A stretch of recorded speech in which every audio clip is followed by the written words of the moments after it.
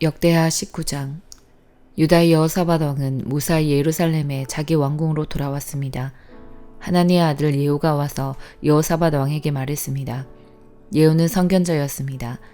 어찌하여 악한 백성을 도와주셨습니까? 어찌하여 여호와를 미워하는 사람들을 사랑하십니까? 그 때문에 여호와께서 왕에게 노하셨습니다. 그러나 왕은 좋은 일도 하셨습니다. 그것은 왕이 아세라 우상들을 이 땅에서 쫓아내고 열심히 하나님을 찾으려고 했던 것입니다. 여호사밧은 예루살렘에서 살았습니다. 그는 브엘세바에서 에브라임 산지까지 다니면서 백성이 사는 모습을 살피고 그들을 그들 조상의 여호와 하나님께로 돌아오게 했습니다. 여호사밧은 모든 땅에 재판관들을 세웠습니다.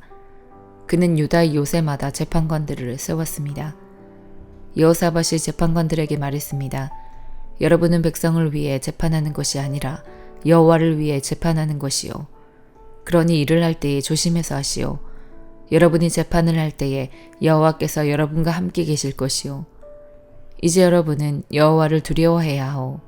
우리 여호와 하나님께서는 모든 백성을 공평하게 다루기를 원하시며 뇌물을 받고 잘못 재판하는 것을 싫어하시오. 여호사밧은 예루살렘에서 레위 사람과 제사장과 이스라엘 각 집안의 지도자들을 재판관으로 세웠습니다. 그들은 여호와 율법에 관한 일들을 결정하는 책임을 맡았습니다. 그리고 예루살렘에 사는 백성들 사이에서 일어나는 문제들을 해결해야 했습니다. 여호사밧이 그들에게 명령했습니다. 여러분은 언제나 마음을 다해 여호와를 섬겨야 하오. 여호와를 두려워해야 하오. 여러분은 살인이라든지 가르침, 명령, 규례, 그리고 그 밖의 율법에 대해서 다루게 될 것이요. 각 성에 살고 있는 여러분의 백성들이 그것들에 관한 문제를 가지고 올 것이요. 그 모든 문제에 대해서 여러분은 백성에게 여호와께 죄를 짓지 말라고 경고해야 하오. 그렇게 하지 않으면 여호와께서 여러분과 여러분의 백성에게 노하실 것이요. 그러나 백성에게 경고를 해주면 여러분의 죄는 없을 것이요. 여호와와 관계가 있는 모든 문제에 대해서는 대제사장 아마랴가 여러분의 우두머리가 될 것이요. 왕과 관계가 있는 모든 문제에 대해서는 유다 지파의 지도자 이스마엘의 아들 스바랴가 여러분의 우두머리가 될 것이요. 레위 사람들도 관리가 되어 여러분을 도울 것이요. 용기를 가지시오. 옳은 일을 하는 사람들에게 여호와께서 함께 계시기를 바라오. 역대하 20장. 그 뒤에 모압 사람과 암몬 사람이 마온 사람과 함께 와서 여호사밧에게 전쟁을 걸었습니다. 어떤 사람들이 여호사밧에게 와서 전했습니다.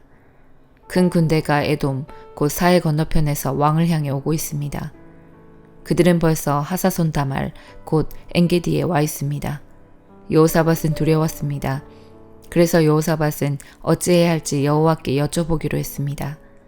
그는 유다 백성에게 하나님께 특별히 기도드리는 기간에는 아무도 음식을 먹지 말라고 명령했습니다. 유다 백성이 유다의 모든 마을에 모여 여호와께 도와달라는 기도를 드렸습니다. 유다와 예루살렘 백성이 여호와의 성전의 셋들 앞에 모였습니다. 그러자 여호사밧이 그들 앞에 섰습니다. 여호사밧이 말했습니다. 여호와여, 여호와께서는 우리 조상의 하나님이시고 하늘의 하나님이십니다. 주께서 세계 모든 민족의 나라들을 다스리십니다.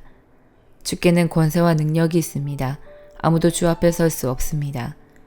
우리 하나님 주는 주의 백성이 보는 앞에서 이 땅에 살던 백성을 쫓아내셨습니다. 그리고 그 땅을 영원히 주의 벗 아브라함의 자손들에게 주셨습니다. 그들은 이 땅에 살면서 주를 섬길 성전을 지어놓고 이렇게 말했습니다. 우리에게 재앙, 곧 전쟁이나 심판이나 질병이나 가뭄의 때가 찾아오면 우리는 주의 앞과 이 성전 앞, 곧 주의 이름이 있는 이 성전 앞에 서서 주께 부르짖을 것이다. 그러면 주께서 우리 기도를 들어주시고 우리를 구해주실 것이다. 그런데 지금 암몬 사람과 모압 사람과 세일산 사람이 우리를 치러 왔습니다. 이스라엘 백성이 이집트에서 나왔을 때 주께서는 이스라엘 백성이 그들의 땅에 들어가는 것을 허락하지 않으셨습니다. 그래서 이스라엘 백성은 귀를 돌려 그들을 멸망시키지 않았습니다. 그런데 그들은 우리가 그들에게 해를 끼치지 않았는데도 우리에게 안갚음을 하려 하고 있습니다. 그들은 주께서 우리에게 주신 땅에서 우리를 쫓아내려고 왔습니다. 우리 하나님, 저 백성들에게 심판을 내리십시오. 우리를 공격하고 있는 이 큰 군대를 당할 힘이 우리에게는 없습니다.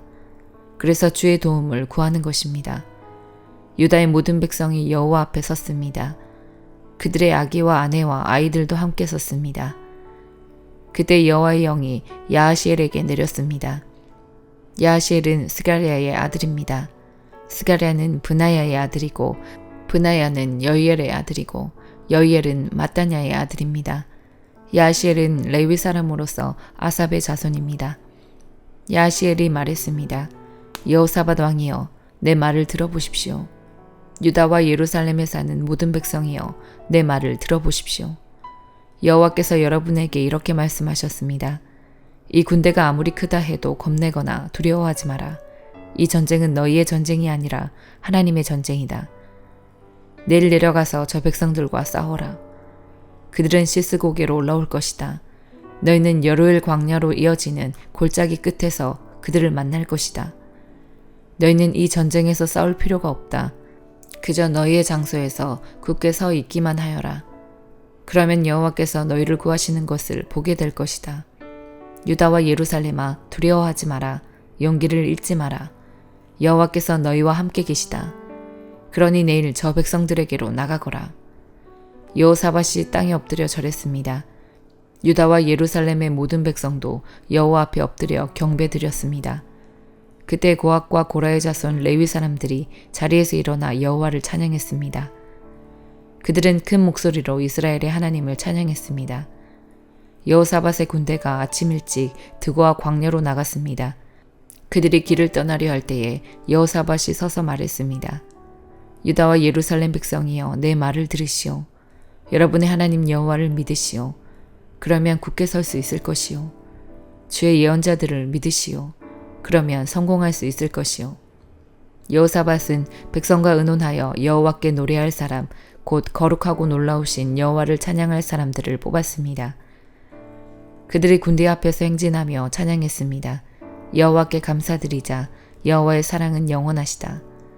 그들이 노래를 시작하며 주를 찬양하자 여호와께서는 유다를 치러 온 암몬과 모압과 세일산에서 온 사람을 공격할 복병을 숨겨놓으셨습니다. 그리고 암몬과 모압과 세일산 사람을 치게 하셨습니다.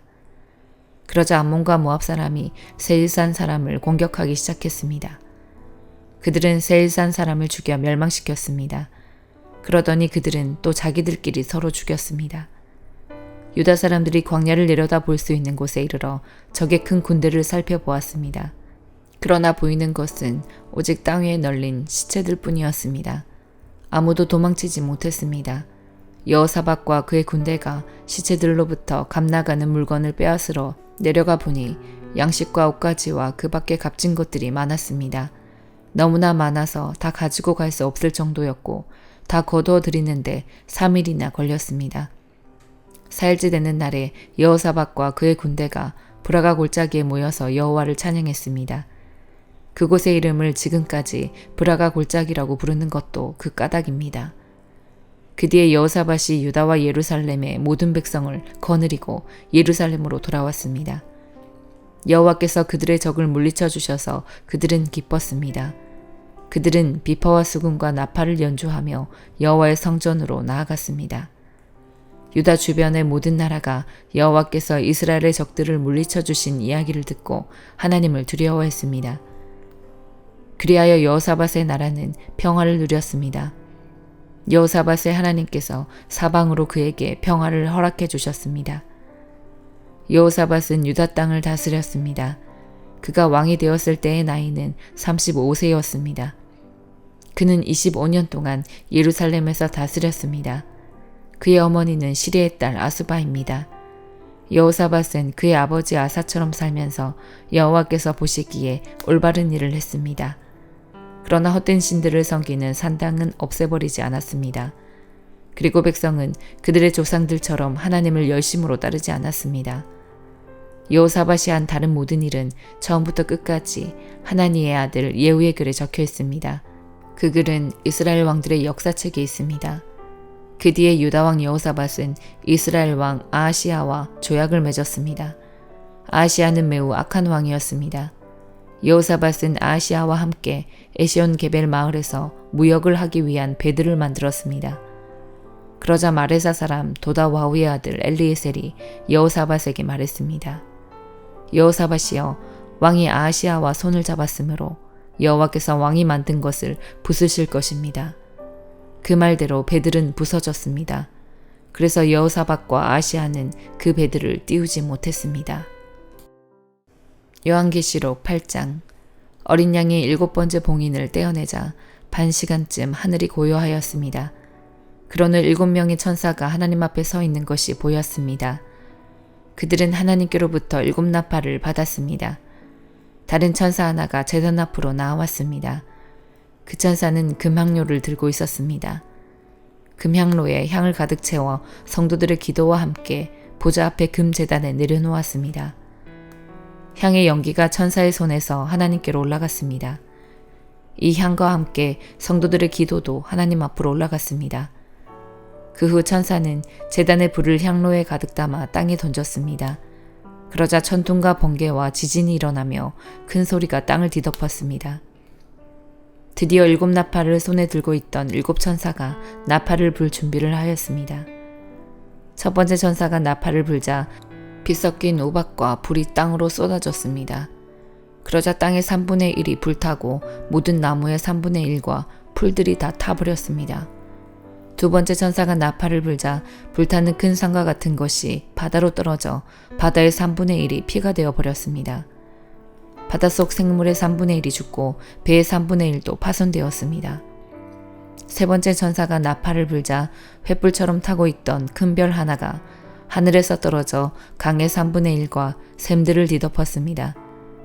그 별의 이름은 쑥이었는데 이로 인해 물의 3분의 1이 쓰게 되어 그 쓴물을 마신 수많은 사람들이 죽었습니다. 세 번째 천사가 나팔을 불자 해와 달과 별의 3분의 1이 충격을 받아 어두워졌습니다. 이로 말미암아 낮의 3분의 1이 빛을 잃었습니다. 내가 지켜보는 동안 독수리 한 마리가 공중으로 높이 날아가며 큰 소리로 외치는 것을 들었습니다. 재난이다, 재난이다. 세상에 사는 사람들에게 재난이 온다. 남은 새 천사가 나팔을 불 때 그 재난은 시작될 것이다. 스가랴 4장. 나와 이야기하던 천사가 내게로 돌아와서 나를 깨웠는데 나는 마치 잠에서 깨어난 듯 했다. 천사가 내게 물었다. 무엇이 보이느냐? 내가 대답했다. 순금으로 된 등잔대가 보입니다. 그 꼭대기에는 그릇이 있고 등잔이 7개 있습니다. 그리고 심지 받침도 7개 있습니다. 그 곁에는 올리브나무 2그루가 있는데 하나는 그릇 오른쪽에 있고 다른 하나는 그릇 왼쪽에 있습니다. 내가 나와 이야기하던 천사에게 물었다. 이것들이 무엇입니까? 천사가 말했다. 이것들이 무엇인지 모르느냐? 내가 대답했다. 내 주여, 모릅니다. 그러자 천사가 내게 말했다. 이것은 여호와께서 스룹바벨에게 하시는 말씀이다. 네 능력이나 힘으로 되는 것이 아니라 오직 내 영으로만 된다고 만군의 여호와께서 말씀하셨다. 어떤 산도 스룹바벨이 나아가는 길을 가로막을 수 없다. 모든 산이 낮아질 것이다. 그러면 그가 꼭대기 돌을 가져올 것이며 은혜, 은혜하고 외치는 소리가 들릴 것이다. 여호와께서 내게 다시 말씀하셨다.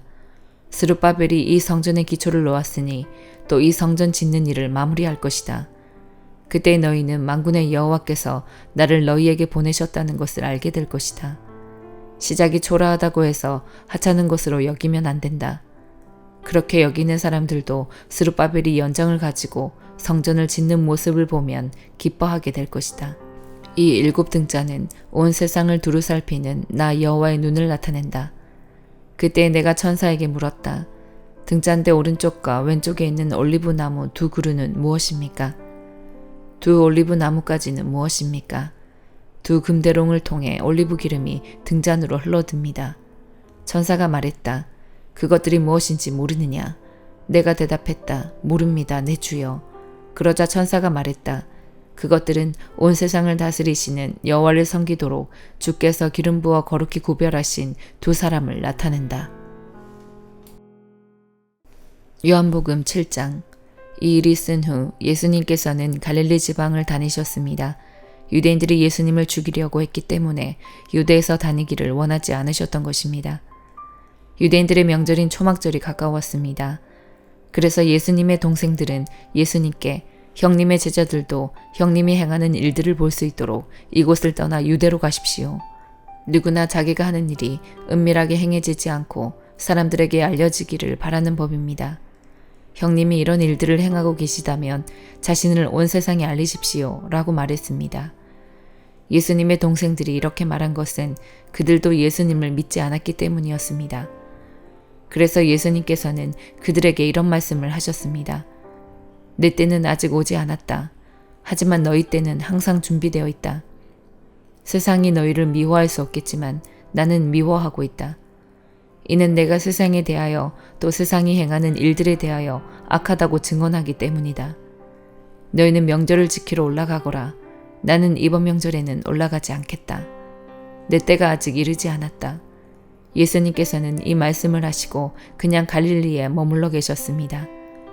그러나 예수님의 동생들이 명절을 지키러 올라간 후 예수님께서는 사람들의 눈에 띄지 않게 은밀히 올라가셨습니다. 그래서 유대인들은 명절에 예수님을 찾으며 그분이 어디 계시냐고 물었습니다. 사람들 사이에서는 예수님에 대한 여러 말이 오고 갔습니다.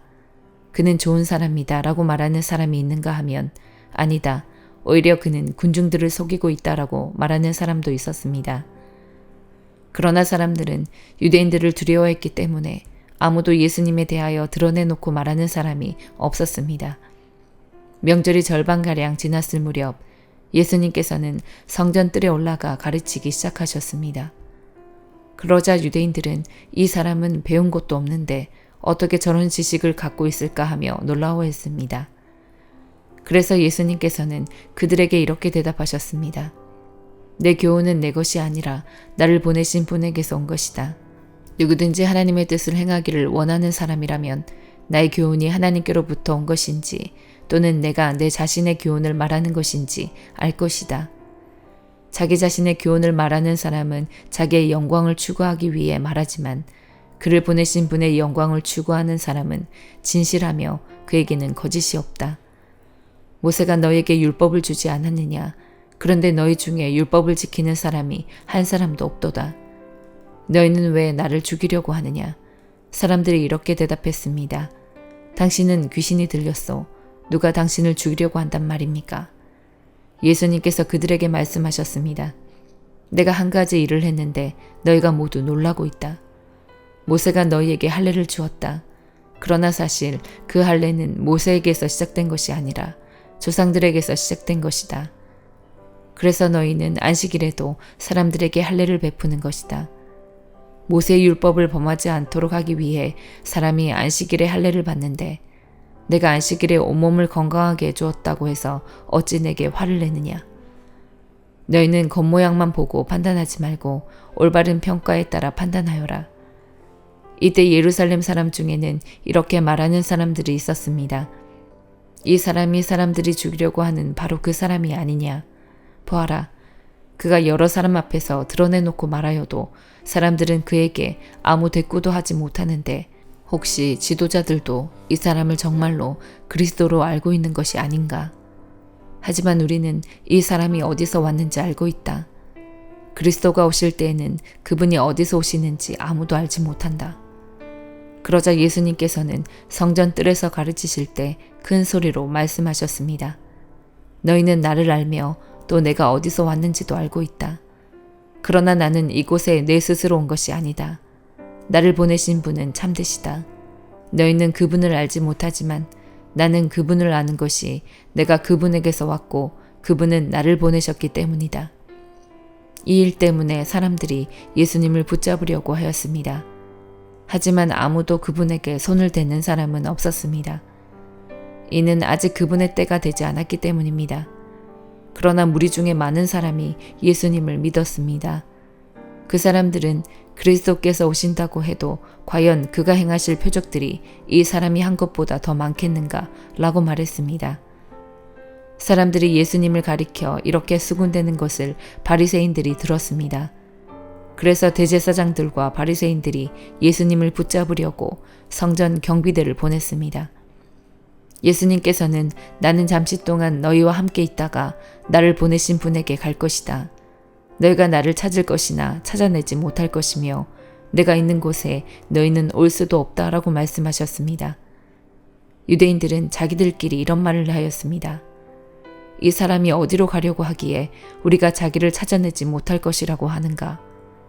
그리스의 여러 도시로 가서 그리스 사람들을 가르치려고 하는가? 너희는 나를 찾을 것이나 찾아내지 못할 것이며 내가 있는 곳에 너희는 올 수도 없다라고 말한 것은 무슨 뜻인가? 축제가 절정에 달한 명절 마지막 날에 예수님께서 서서 큰 소리로 말씀하셨습니다. 누구든지 목마르거든 내게로 와서 마셔라. 나를 믿는 사람은 성경이 말한 대로 그의 배에서 생수의 강이 흘러나올 것이다. 이것은 예수님께서 자기를 믿는 사람들이 장차 받을 성령에 대하여 하신 말씀이었습니다. 그러나 예수님께서 아직 영광을 받으시지 않았기 때문에 사람들에게 아직은 성령이 계시지 않았습니다. 사람들 중에서는 이 말씀을 듣고 이분은 참으로 장차 오시리라 예언된 그 예언자이다 라고 말하는 사람들이 있었습니다. 또는 다르게 이분은 그리스도다 라고 말하는 사람들도 있었고 그리스도는 갈릴리에서 나오지 않을 것이다. 성경에서 그리스도가 다윗의 후손 중에서 나오고 다윗이 살던 마을 베들레헴에서 태어나실 것이라고 기록되어 있다 라고 말하는 사람들도 있었습니다. 그래서 예수님 때문에 군중은 서로 편이 갈리게 되었습니다. 그들 중에 예수님을 붙잡으려는 사람들이 있었지만 예수님께 손을 댔는 사람은 아무도 없었습니다. 성전 경비대가 예수님을 잡지 못한 채 대제사장들과 바리새인들에게 돌아오자 대제사장들과 바리새인들이 왜 그를 데려오지 않았느냐라고 물었습니다. 성전 경비대가 대답했습니다. 그 사람처럼 말한 사람은 이때까지 한 사람도 없었습니다. 그러자 바리새인들이 성전 경비대에게 되물었습니다. 너희도 미혹을 당한 것은 아니겠지? 관원들이나 바리새인들 중에 그를 믿은 사람이 누가 있느냐? 아무도 없다. 율법을 알지 못하는 이 군중이나 그를 믿는데 그들은 저주받은 사람들이다. 그들 중에 한 사람으로서 전에 예수님께 왔던 니고데모가 그들에게 말했습니다. 우리의 율법에 따르면 먼저 그 사람의 말을 들어보지 않거나 그가 행한 것을 알아보지도 않고는 그 사람에게 죄가 있다고 판단하지 않습니다. 다른 사람들이 대답했습니다. 당신도 갈릴리 출신이요? 성경을 연구해 보시오. 그러면 당신도 갈릴리에서는 예언자가 나오지 않는다는 사실을 알게 될 것이요. 이 말을 하고는 그들은 각자 자기 집으로 돌아갔습니다. 아멘.